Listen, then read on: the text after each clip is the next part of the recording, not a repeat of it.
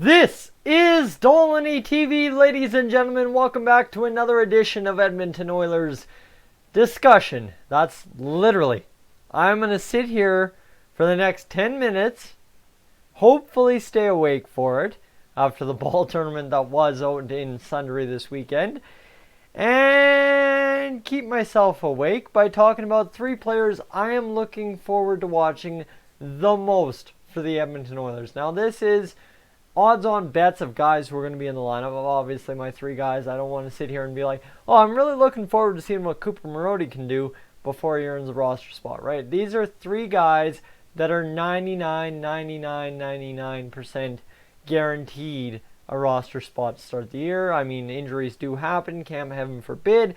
But with that aside, let's get into it. Basically, what I'm doing here is just giving you my explanation of why I'm so excited to see these guys play this year, and kind of a couple of reasons, and hopefully I give you something good, because frankly, guys, I am dead tired. I'm going to crawl into bed here and right after supper, and that'll be KO to the world, and we'll catch work tomorrow morning. However, number one on my list is Mr. Leon Draisaitl. The reason I would be so excited to watch Leon Draisaitl this year is I think y'all will have to go back to last season. Last season was the unfolding of what we thought we had in Leon Draisaitl when we drafted him. Like, this is the penultimate achievement of what can be for an Oilers prospect. Not number one overall draft pick. Draisaitl was not. But remember, this is what can be when you draft a good player. Now, the problem is, as many people state, well, he played with McDavid. Of course he's going to score 50 goals. It doesn't take a genius. Well, here's the thing. You know what? It doesn't matter if you play with McDavid or not. Draisaitl is a beast in the lineup. I understand the 3-center, 2-center, wing center debate. I 100% understand it. But no matter where you put Leon Draisaitl in the Edmonton Oilers lineup last year or going forward, it won't matter. He's found his game. And that's the key for Leon Draisaitl. He's found his spot on the ice. He can score from 7 out of 10 times. Guys, in hockey, a 70% shooting percentage, unreal. And don't forget, you know what? He might score 7 out of 10. He's going to hit a post. One of those other 3 chances, and 2 of them will be saves. So let's not kid ourselves there as well. So easy go there. But Leon Draisaitl, the key here, what I'm really looking forward to is how he follows up his 2018-2019 NHL season. That is, to me, going to be one of the most exciting things to see this year. Now, obviously, there in itself is the word expectation. Because now I'm sitting here thinking, well, Leon Draisaitl is going to have a little bit of expectation to repeat. And that's not what I'm looking for. What I'm looking for is that scoring threat, that number 2, number 3, however you rank Ryan Nugent-Hopkins, scoring threat behind Connor McDavid as the cat scratch on the door and distracts me. Guys, sorry. Tired. Dying. However, that aside, Leon Draisaitl also has the chance to take that leadership role. Right now, Leon Draisaitl getting a little bit older, getting into more of the mid-20s, I could say. And guess what? That means on an Oilers team that is what it is, he's starting to become one of the key leaders on the team.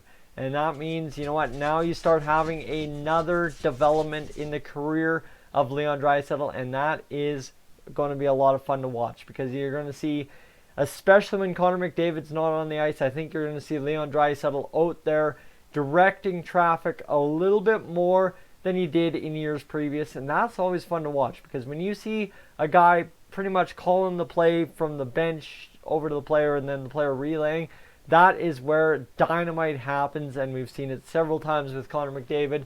Well, I can't wait to hopefully start seeing it a lot more with Leon Draisaitl as well. So number 2, who I'm looking forward to, is James Neal. James Neal, obviously, this is the key here. James Neal is coming off a down year, traded for Milan Lucic, and all of a sudden, here we've got ourselves a player who is a legit top 6 player over his career. Now, yes, last year not legit top 6, but over his career, he has been a legit top 6 forward, and we traded pretty much table scraps for him. So scientifically speaking, if you want to play with me here, is the fact that maybe we have something in the brewing of a guy who could go out there and do damage. And that's exactly it. James Neal. The reason I am so excited to watch him this year is he is a friggin' wild card, baby. And it don't get much better than that. You know what? Every hockey team's got to have that wild card to start the year, and James Neal is that. 90% of the time, if you're the Edmonton Oilers, Toby Reeder was a wild card last year, it flops. However, James Neal is a lot more proven than said Toby Reeder and said a lot of people that are wild cards for an Oilers roster.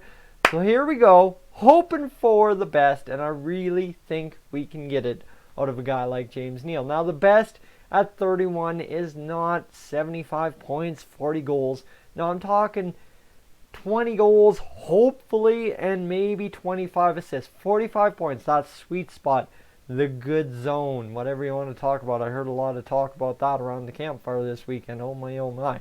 However, back on track. I could tell you all about my weekend, or we could try and keep this Oilers focused. So, Toby Reeder, James Neal, wild cards, fun to watch. Never know how it's going to pan out. That's the intriguing factor with James Neal.